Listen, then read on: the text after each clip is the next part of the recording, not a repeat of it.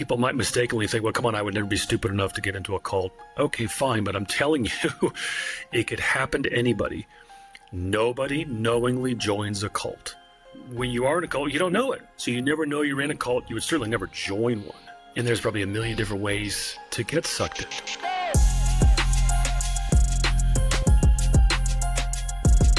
This is A Joyful Rebellion, the podcast that explores that moment you realize the life and success you worked so hard to create didn't come with all the fulfillment you thought it would. I'm your host, James Walters, and I want you to be the author of your own story. Each week, I connect with people who inspire bold answers to the question, what do I do now to create a life I love? If you're ready to start answering that question for yourself, you're in the right place. So let's start a joyful rebellion.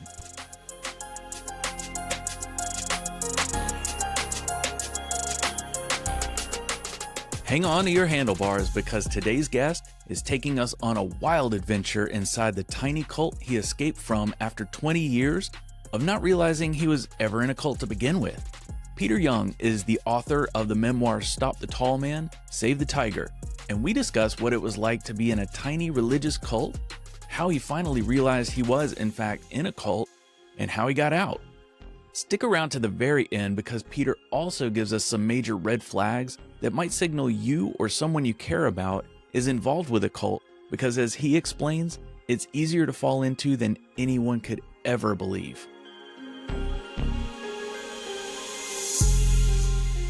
Peter Young, thank you for joining us on this Joyful Rebellion. Thanks for having me. Yeah, when I saw your info, I was fascinated because this podcast, it's all about the time in people's lives when they realize that they've worked really hard to get where they are, and they look around at their life and they think, this could be better, this could be different. Am I working really hard to achieve someone else's dreams? That's usually the conversation, but you found yourself in something far more dramatic than someone else's dream. And it all started with a dream, as I understand. You're the author of the book, Stop the Tall Man, Save the Tiger.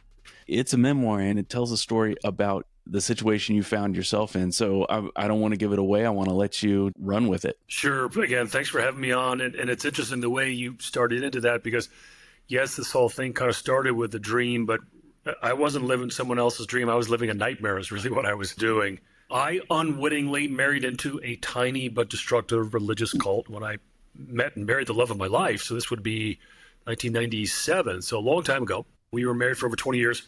And I knew that Paige had this weird, bizarre, mysterious family guru she called Uncle Robert, who was not related at all.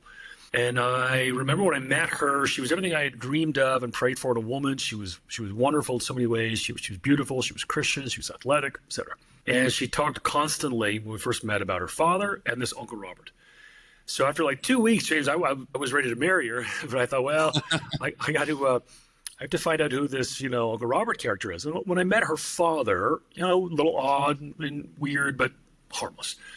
And then a couple months later, met Uncle Robert and kind of thought the same thing, which of course I was dead wrong. So we got married, and the first few years of our marriage were wonderful. I was madly in love, and I thought I was the best husband ever, she the best wife ever. We had 5 children together, but over the years, slowly but surely, Uncle Robert took over every aspect of our lives, took over our marriage, the parenting, intimacy, what we believed, who was saved and who was not saved, and then eventually, of course, destroyed it all.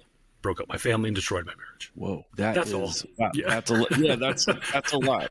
That's a lot. I always tell people the Reader's Digest version of my life is I played basketball in college and I was going to be the next Larry Bird, and that did not happen. And then I got into coaching and I was going to be the next John Wooden, and that did not happen. And then I got into sports broadcasting and I was going to be the next Bob Costas. And I had some good years, some good jobs, but obviously I was not the next Bob Costas. So I was doing the 6 and 10 sports in little old Pocatello, Idaho. And that's where I met Paige. I was mid-to-late 20s. She was mid-20s. And she had finished up her master's degree at Idaho State and was working on campus. When you met her and then you guys started dating, how long was it before you got to meet Uncle Robert? It sounds like there was a really slow buildup to his influence. There was, but the signs were there early on. So what's fascinating is Pocatello is not a very big town, and you could not miss Paige. 6'1", tall, blonde, athletic, gorgeous, right? Long blonde hair. And I'd seen her around town, And I was at the gym working out one day with a buddy of mine, and I started to describe this woman. I called her the blonde woman. And I didn't know her name yet, hadn't met her. And he said, oh, I know exactly who that is. That's Paige. But just be careful, they've got this really weird family guru. So before I ever met Paige, I'd heard about the weird family guru. We met at a singles Bible study like a week or two later. That would have been late October. In fact, I know the exact day, late October 1996. Then about a month into our dating was when she showed me this bizarre letter that Uncle Robert had written, which was his interpretation of a very important dream Paige had. I had no idea what this dream was about, never even met Uncle Robert yet, because we were in Idaho. He lived in Southern California. But the letter interpreted Paige's dream in such a way that it turned it upside down completely, in my opinion, changed the entire meaning of it. In so doing, solidified Uncle Robert's position in Paige's life, that is, domineering, and convinced Paige she wasn't a Christian, wasn't saved, even though she'd been baptized a few months prior, publicly. Then Paige said, well, that must be true, so I'm not saved. So then she had Robert save her, which then kind of set the precedent because everybody in our little tiny cult eventually was convinced, boy, I must be the devil, I'm not saved, and therefore I had to have Uncle Robert save us, which is a typical feature of small cult leaders, or large, is that they act as a gatekeeper to God, whatever religion you're in.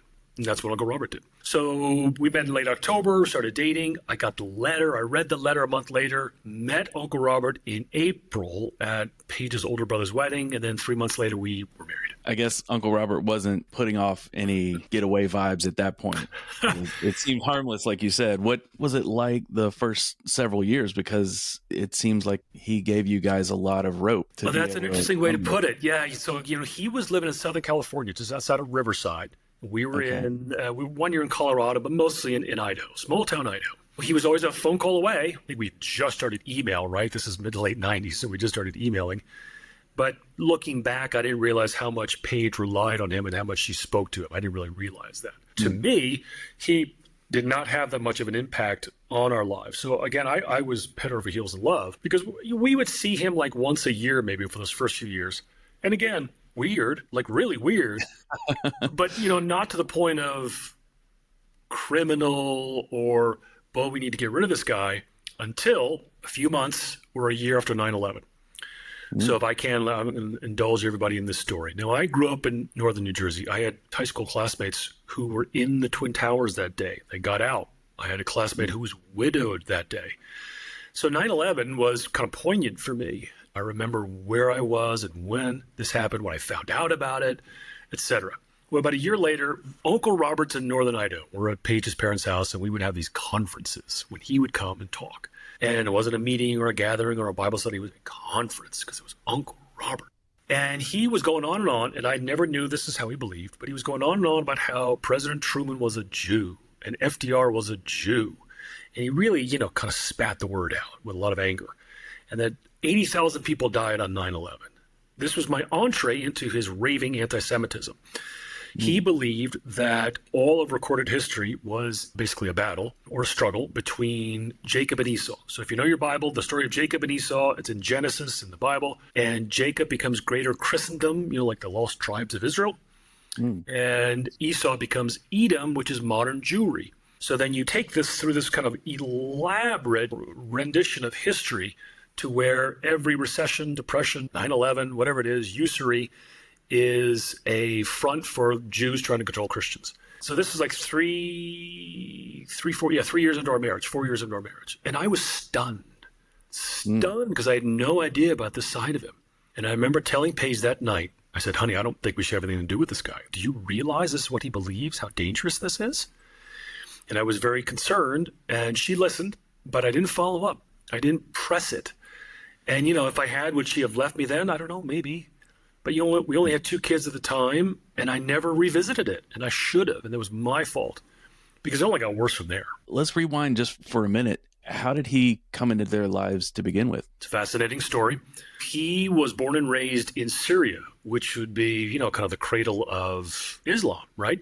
Now, Syria was historically very Christian, but, the last couple hundred years, right, it's very Muslim. And there's also obviously a lot of anti-Semitism. So he would have brought that with him. So he emigrated to America, married an American woman, and then was going to a tiny Christian seminary in Fresno, California, late 60s, early 70s, where he met Paige's parents, because Paige's father was getting a seminary degree. And so the relationship started there. And again, it was very one-sided, very domineering, very cult-like. And that's where it started. So this is before Paige was even born.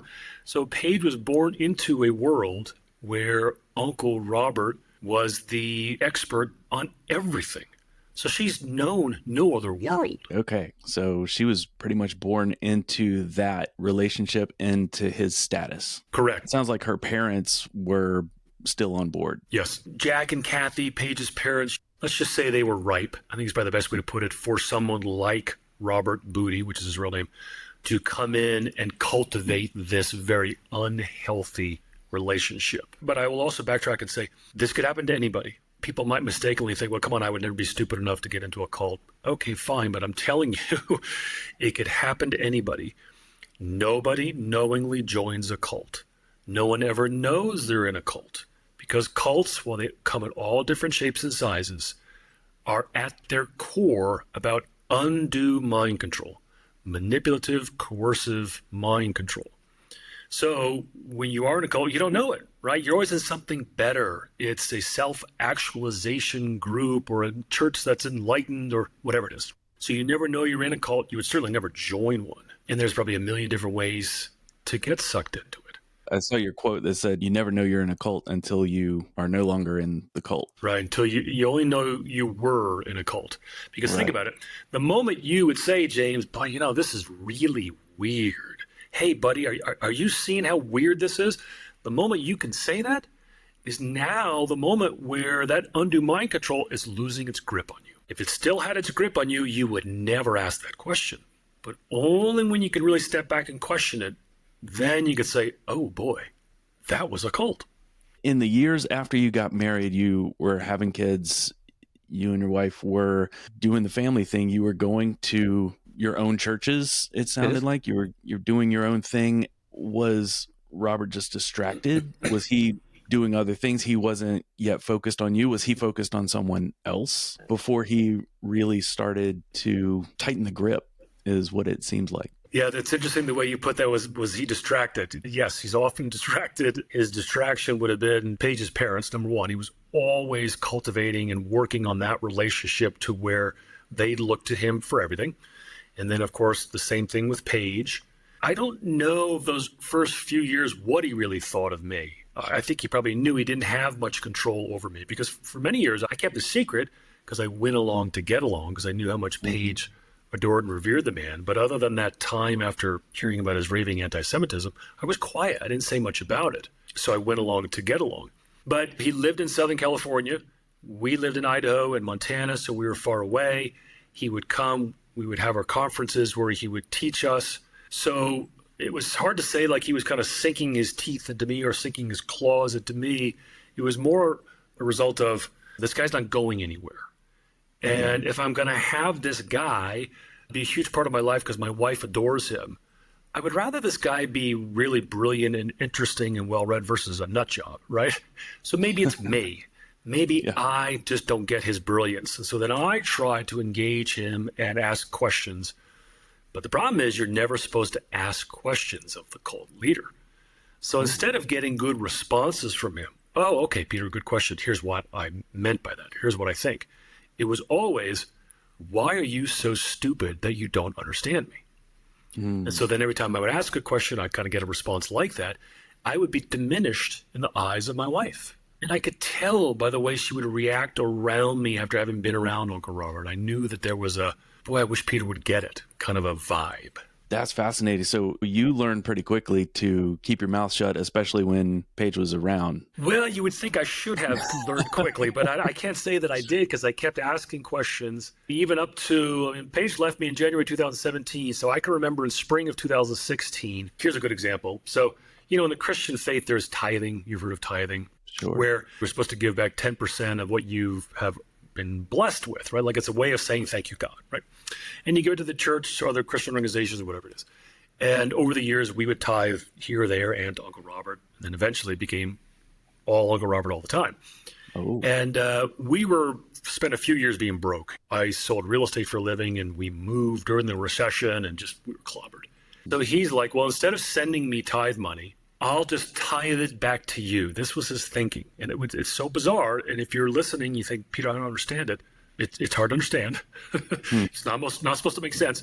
But he would say, well, I'll just tithe it back to you, which he never tithed to us. We always sent him money because he was always broke. And I'll tell you why in a minute. So we would always send him money. So then we just stopped sending money. We stopped tithing. And in his mind and in Paige's mind, no, we never stopped. We have been tithing, and then he would tithe it back to us. And he's so brilliant, and he's so magnanimous, and he's figured out a way to make this so it works. And I'm like, what are you talking about? No one's doing anything. And I kind of start feeling convicted, like I think we should tithe, because we didn't do it for like 2-3 years. And so then when I brought that up to Paige, and then she immediately related to Uncle Robert, oh boy, you couldn't have found a more ungrateful, rude person on the face of the earth, because I did not recognize how benevolent Uncle Robert was being by tithing the money back to us. Tithing the money we never sent. wow. Okay. That's what he thought. Yeah. So it sounds like he had created a small cult between your family, Paige's parents. But did he have people elsewhere that he had this control over? Like where he was in California, did he find a group of people separate from you guys? Very few. And that's a common question. What about the Smiths, the Jones, the Andersons, whatever? And we were a very small cult. It would have been about, let's say, maybe a dozen people at the most.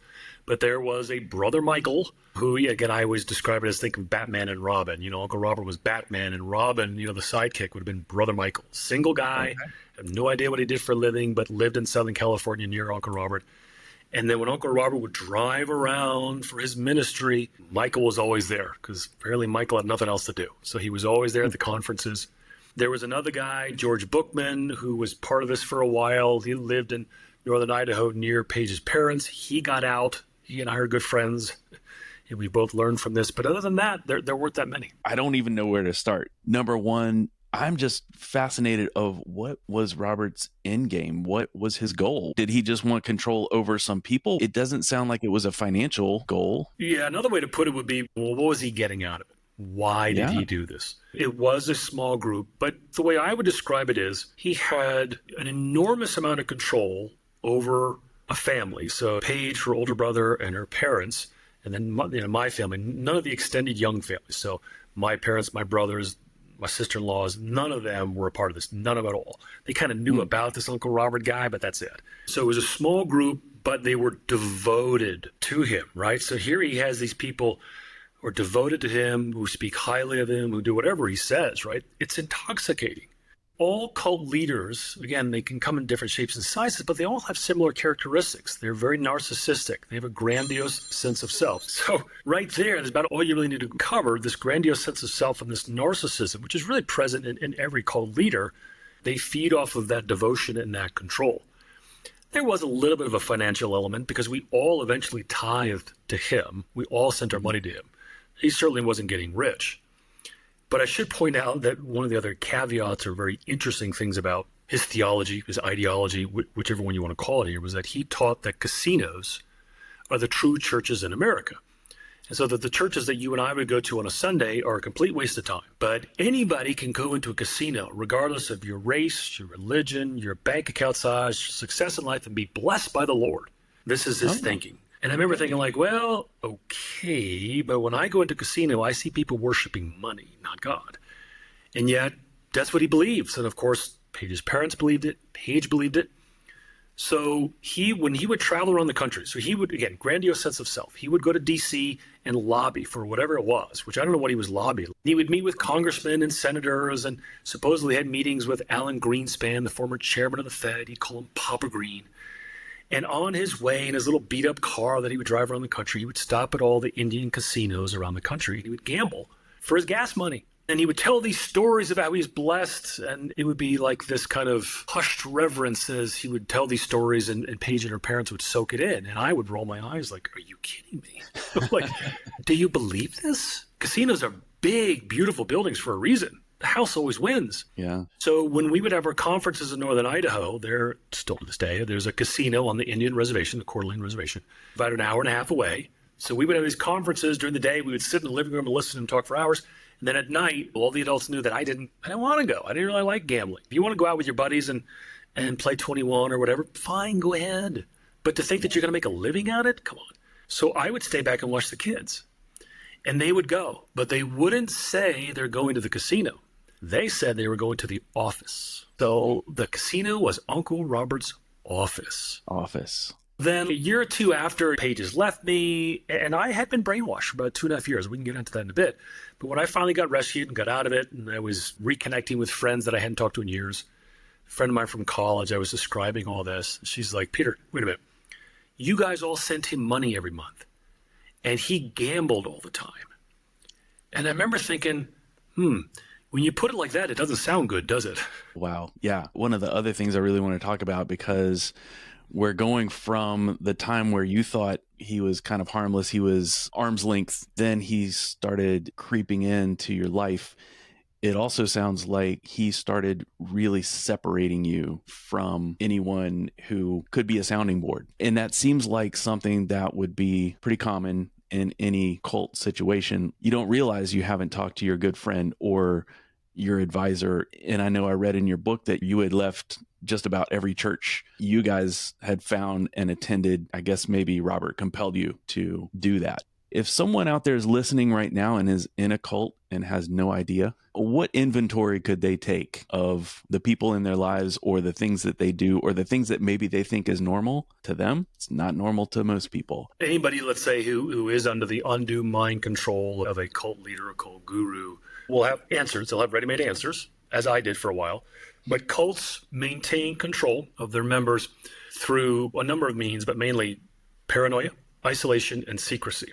So the paranoia with Uncle Robert was, well, you can't say Jew and Gentile on a cell phone because the Jews are all listening. And Uncle Robert knows the true story and the true danger about the Jews, so his life's in danger. Therefore, our lives are in danger. So we have to protect him, protect ourselves, and circle the wagon. Don't say certain words on your cell phone, shred your trash, etc. Right? So now we're paranoid. And isolation. We lived in Idaho, and we would go to church and then leave, and then church then leave. And it wasn't so much Uncle Robert saying you need to leave, as in he would subtly be able to tell Paige, well, gee, the pastor said this. Does that sound right? Is that what I've told you? Does that match what I told you? And of course, Paige would say, no. And then we would leave. To the point where we were no longer going to any kind of church. And so we really had no fellowship. So we didn't really have people around us. No one to say, hey, Peter, let's go for a walk. I've heard you say some really weird things about this guy. Why don't you tell me more, right? Like we had nobody in our lives to say, hey, this doesn't sound good. Okay, so now we're isolated. And then the secrecy around it would be, Peter, you can't tell our friends about this Jewish conspiracy or about casinos because they just won't get it. So don't throw your pearls before the swine, right? That's a biblical reference. They just wouldn't understand Uncle Robert. And oh, by the way, not only would they not understand, that they would try and intervene. And that's a threat to Uncle Robert, and that could never be tolerated. So now we're totally isolated and paranoid, and everything's quiet, everything's secret.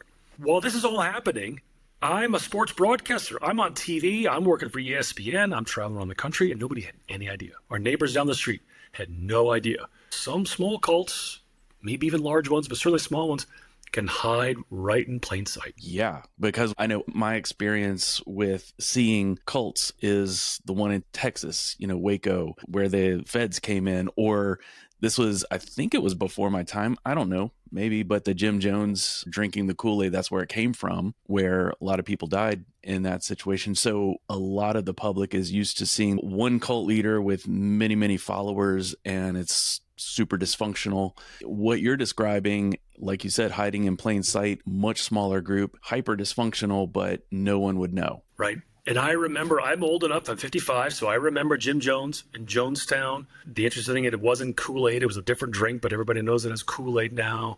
Nearly 800 people died by mass suicide. And then the Branch Davidians with David Koresh in the mid-90s, Heaven's Gate, I think they were out of San Diego. Then the Nexium cult, where that guy, Keith Raniere, he's in jail. So there's a lot of high-profile cults that really kind of exploded on the consciousness of American culture and American society. So it's understandable that people would think, well, that's a cult. But there's been a lot of research, and I've tried to read as much as I can. And I remember when I first came out of it, I didn't want to think it was a cult. I thought, yeah, it's really bad. It was bizarre.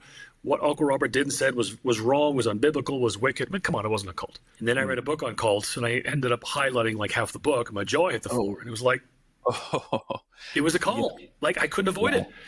So that's why I like to really kind of stress and drive home the point. They come in all shapes and sizes. We did not live in a commune. There was no violence or sexual abuse. We didn't shave our heads, wear robes, have chants, and we didn't commit suicide. But we figuratively drank the Kool-Aid.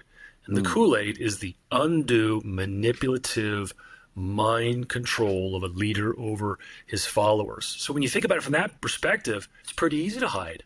Right? But you were living double life there for a while. You were doing the sportscasting. You were out there in the public eye. But when you weren't, you were really disconnected from most of the people who counted in your life. Now, where did your family factor into this? Like your parents, because you're one of 5, right? Yeah, so I was born and raised in northern New Jersey into a Christian home. 2 wonderful parents who are still alive, 89 and 87. By all accounts, a wonderful upbringing, upper middle class, went to college, graduated. My 4 older brothers, lawyers, bankers, actuaries, everybody's doing fine. We're not perfect, but I mean, that's certainly no indication of any kind of cult. And so Uncle Robert would have spoken at my wedding. That's about the only time any of my family ever met him. Really weird, really bizarre. I couldn't tell you a word of what he said, because he was often very hard to follow. And that's it. So then over the years, as he started to take control and clearly shape my thinking and my communication style, I'm sure my family got a little concerned. But in terms of what I just shared with you, they didn't know anything until Paige left me. She started telling the kids I'm the devil. My kids are believing her. My life has totally been destroyed. And I didn't tell my family for 4 months. When I finally did, they were stunned. They had no idea. So then I started to share with them the anti-Semitism, the casinos are churches, on and on and on. And they had no idea. No idea. It sounds like there wasn't an opportunity to bring them in on what was going on with you without risking something with your immediate family, with your kids, with your marriage, that kind of thing. Absolutely. Because here's another thing to keep in mind. Cults will often, through isolation, shun family members. So actually, let me peel the onion back another layer. One of the goals of the cult leader is to blur the lines of the nuclear family. So instead of the child honoring, revering, let's say, and obeying the parents, and then the parents, honoring, revering the grandparents, etc., there's these layers. Well, in the cult, everybody is reduced to the same level of that of a child. I don't care if you're 88 or 18. You're all children of the cult leader. And so the cult leader is dad, right? Whatever name you want to give it to that person. And everybody then competes to be most favored child status of the cult leader. So over the years, my former father-in-law, who's now in his late 70s, about the same age as Uncle Robert Booty, would call him Dad. So my mother-in-law started to call him Dad because they felt like he was their father in the Lord. And then we would call him Uncle Robert, and my kids would call him Grandpa Bob, on and on and on, to where the goal eventually was that he would become the father of my 5 children, and I would just be a friend. And that was the goal. I was called a sperm donor in a bloodline, and I would no longer be the true father of my 5 children. Uncle Robert would be. Because my former father-in-law, on multiple occasions, I heard him say this, would say to Paige, your true father was Uncle Robert, not me. And when I first heard it, Paige said, no, Dad, cut it out. You were. Maybe years later, she would have agreed. Now, again, I'm not talking physically. I'm talking in a figurative sense. Sure. But the role of the cult leader would be to blur or destroy the nuclear family. Because of that, my former father-in-law doesn't really see himself as a good father. The only good father on the face of the earth is Uncle Robert. He was horrible. He was a cockroach, right? He was a cockroach of a father and worthless. And he had 5 kids as well, Paige being one of them. Well, the 3 younger children didn't agree with Uncle Robert, so they got shunned, vilified, kicked to the curb 23 years ago. My kids have cousins they've still never met because they did not adhere to Uncle Robert. So all of the Clausen families, that would be my in-laws, were split down the middle. You either obeyed Uncle Robert or you were a non-entity, non-person. Whoa. And so I saw that and I thought, well, I'm not going to let that happen to my family. So I largely just kept it quiet because I didn't want the same thing to happen with my family. You said there was a period of 2.5 years where you were really bought into it. Yep. What you described as brainwashed. How did you go from Uncle Robert's kind of weird to realizing you had to keep things hush hush and keep a lid on everything? And you said you were keeping quiet to keep the peace. When did the line blur from keeping the peace to buying into it? It would have been about a 14, 15-year stretch of time. Wish I knew exactly when Uncle Robert gave his little, the Jews are trying to control the world talk, but I'm pretty sure it was fall of 2001, because I think it was not right after 2009-11, but maybe like a year later. To then, we had one of our conferences, I was finally worn out and worn down. I knew my wife doubted my faith. I knew she doubted whether or not I was a Christian, and therefore I assumed Uncle Robert did as well. And I was just exhausted of trying to fight it, of trying to constantly ask questions like, really? Casinos are the churches? Come on. So I'm having this cognitive dissonance. You called it living a kind of a dual life. I would call it cognitive dissonance, to where, on the one hand, I knew what this guy was sharing was absolute nonsense. On the other hand, my wife, whom I loved and adored, and my in-laws believed his every word. And Uncle Robert was shared in such a way, you're like, maybe he's right. Maybe it's me. Maybe I've missed something. So I've got this internal turmoil going on inside my head, this little battle, if you will, for so long. It's kind of like a Chinese torture test. I just got worn out. I got worn out, worn down. I was exhausted. And I allowed myself in a moment of weakness to think, okay, Paige, you're right. Maybe I missed it. Maybe I'm wrong. Maybe I'm not saved. I'm not a Christian. Bingo. There we go. He finally admitted it. So now we have Uncle Robert save him. And the moment that happened, I was like, I don't think I really believe this. Like, this is kind of weird. But that started it. That started the 2.5 years.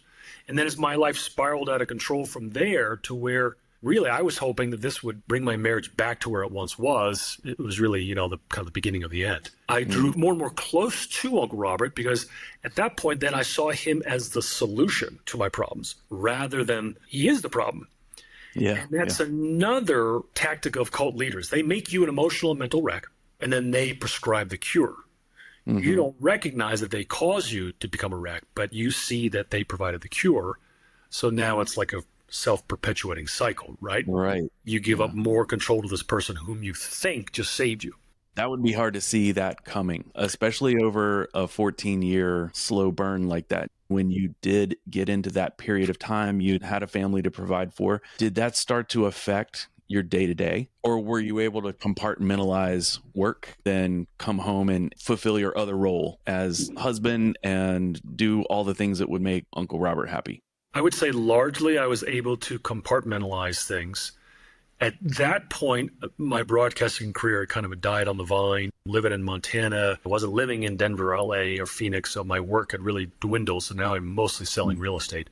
But I could, for the most part, show up and go to work and do whatever I needed to do and kind of put on that face, right, in the public, and do what was required. Where it really started to affect me to the point where I was kind of a wreck was after she left.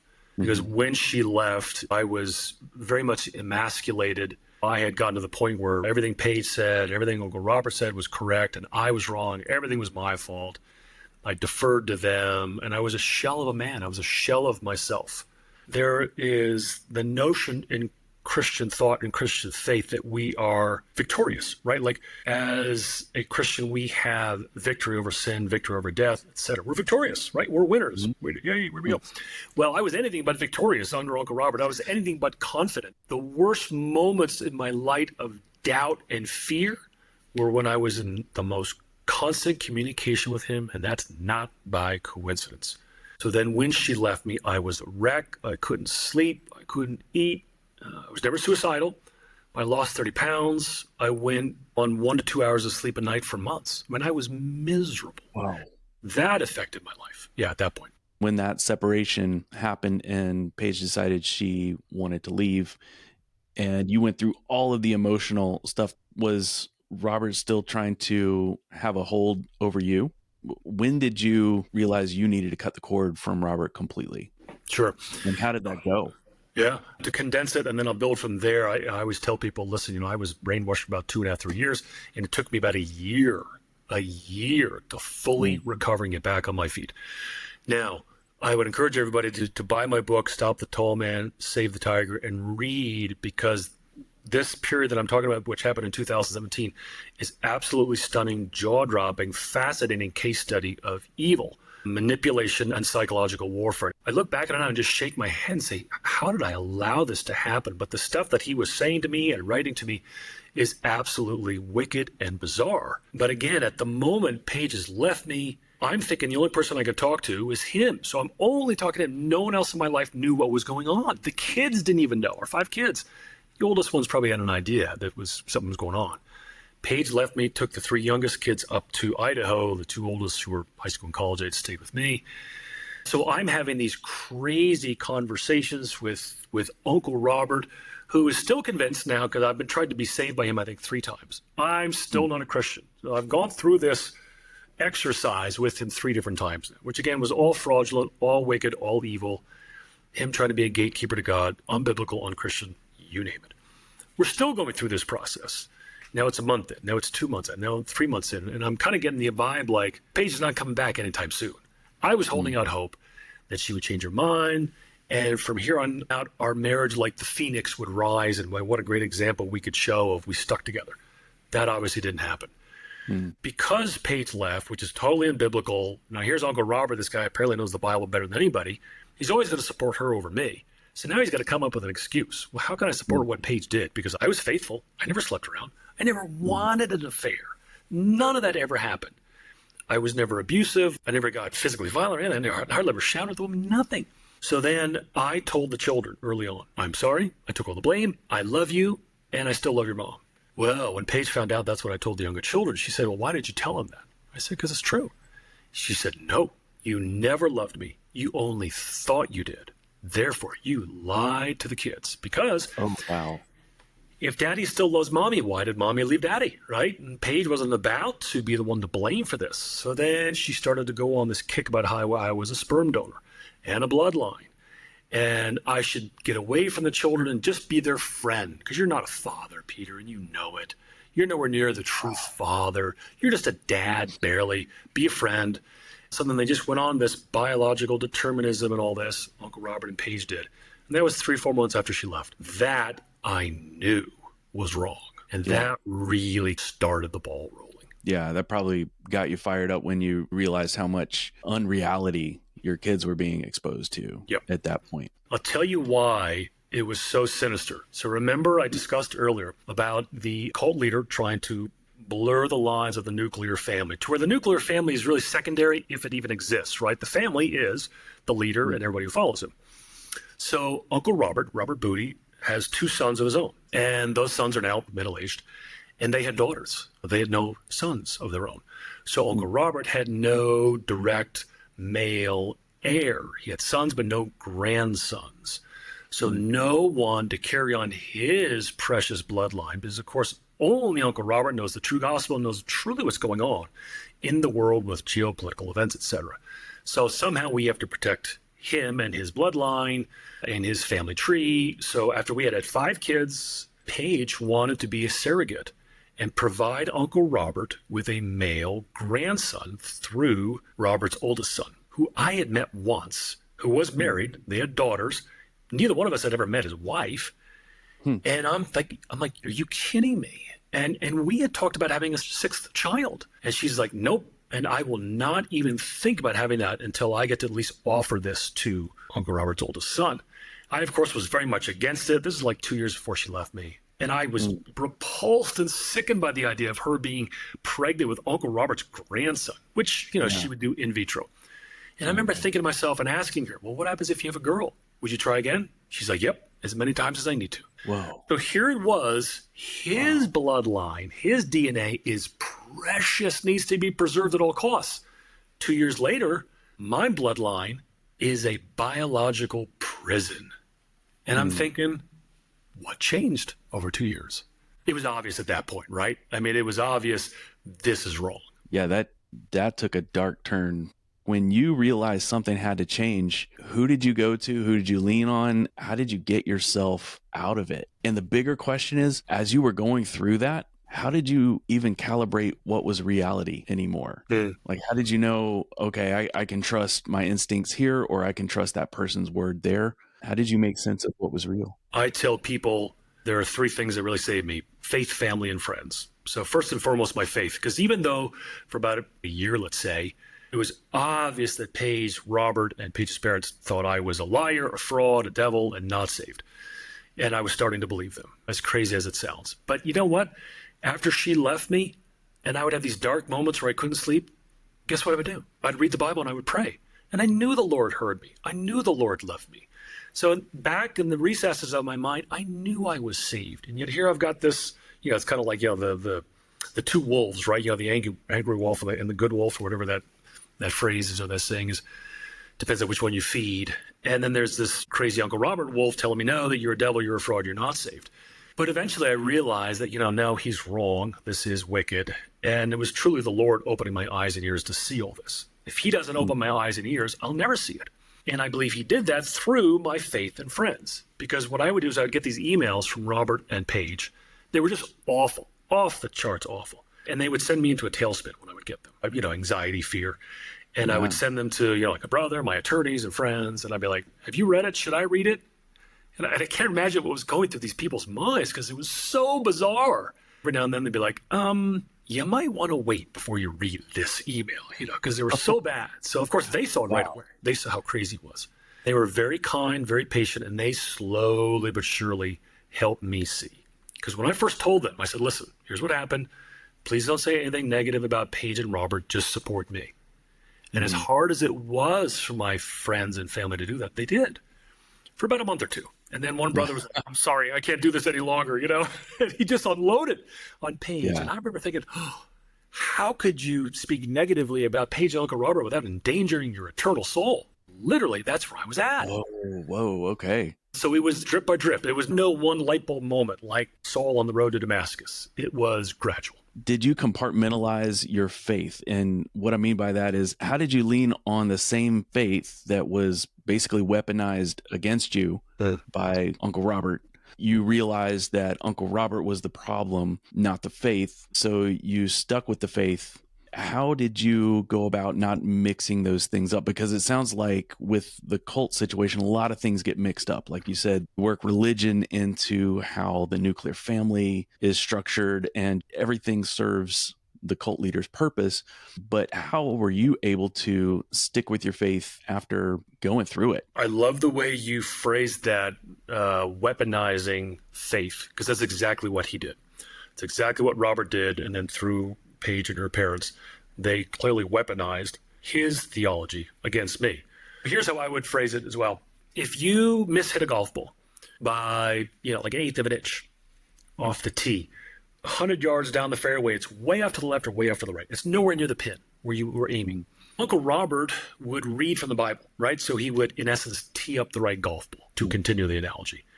But he had a unique and perverse way to take each and every verse and give it his spin, so that 5, 10, 15 years down the road, you're way away from the gospel, way away. Thus, that's why you don't want to hear from other preachers, because they would tell you the truth and counteract what Uncle Robert was saying. So after all of those years, I've got this weaponized, skewed theology in my head. But here's the thing. Salvation's a free gift from God. I can't earn it. If we could earn it, we wouldn't need God, right? It was like kind of the whole point of it. We can't earn it. It's a gift. And God's more powerful than a cult leader, than a guru, than Robert Booty.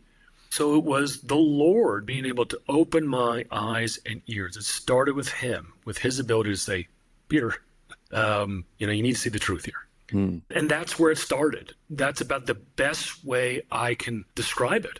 So now you have this little spark that's finally, getting fanned into a flame after nearly getting extinguished for a couple years there.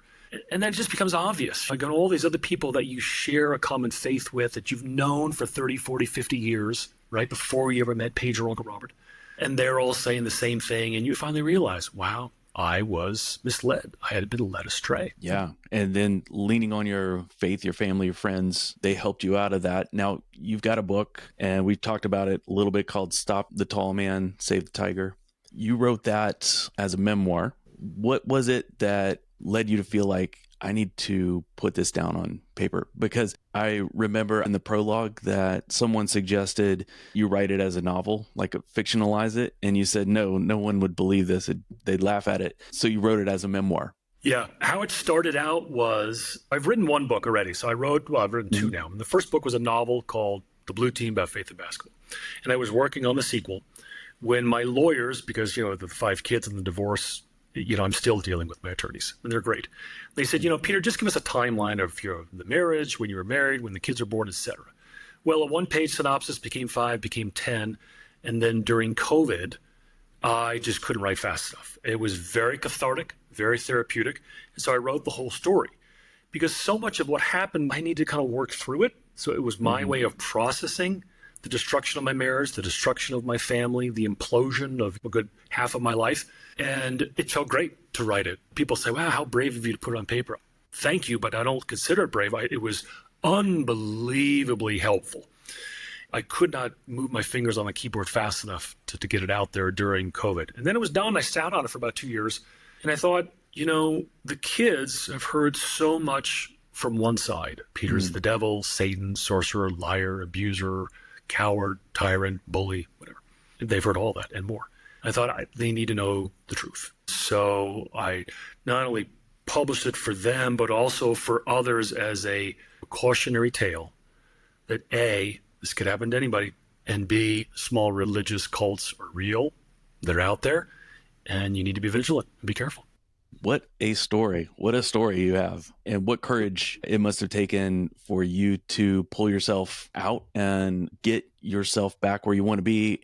I know that's going to be a process for a really long time, but you've got a unique perspective that so many people don't have. And now you've written this book. So this book is a gift for people who might either be or know someone in this situation, because I would suspect there are quite a few people in this situation. 2 things. Number 1 would be when you go through something really difficult, you have the choice of using that for good or not doing anything with it.